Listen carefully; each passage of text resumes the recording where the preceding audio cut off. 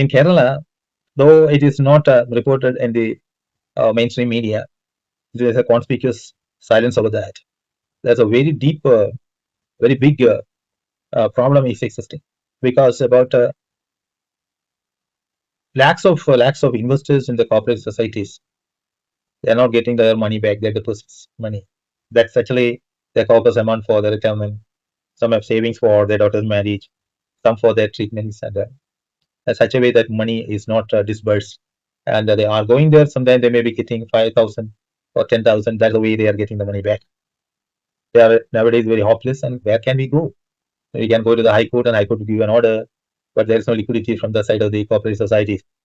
Cooperative societies was initially started in Kerala. It was there in existence for 1900s. Subsequently, in 1969, that the Cooperative Societies Act came into existence. It was very known, and the people used to one or other way extolling it, and it was considered a very vibrant community. It was a system of banking, saving, and investing, and all that kinds of things was happening around the cooperative societies.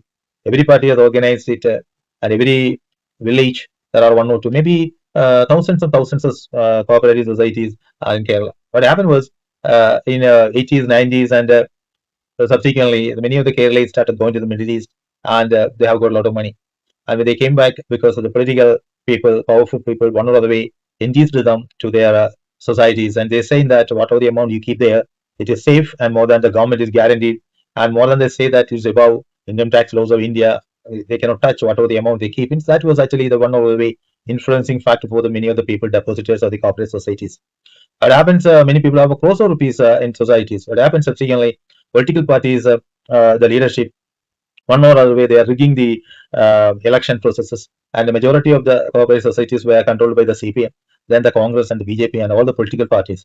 And once they come to the power, they will never allow the other party or other opposition to come to the power. So what happens is that the dealings were not transparent.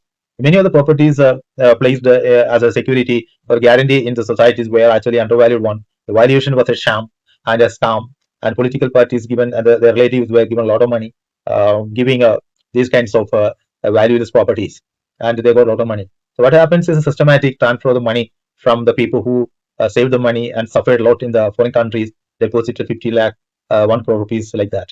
But now ultimately they are not getting the money back. They are suffering. They have no they have no money to go to the hospitals. They have no money to marry off their daughters. That's the plight of the people in Kerala who deposit their money in the societies. So it's actually a sad place, but nobody is caring for that because the depositors are not organized.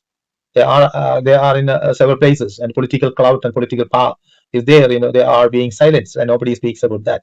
This is the thing happening in Kerala, and many of the leading figures are actually not speaking anything about this, and they speak something else. They speak about flood.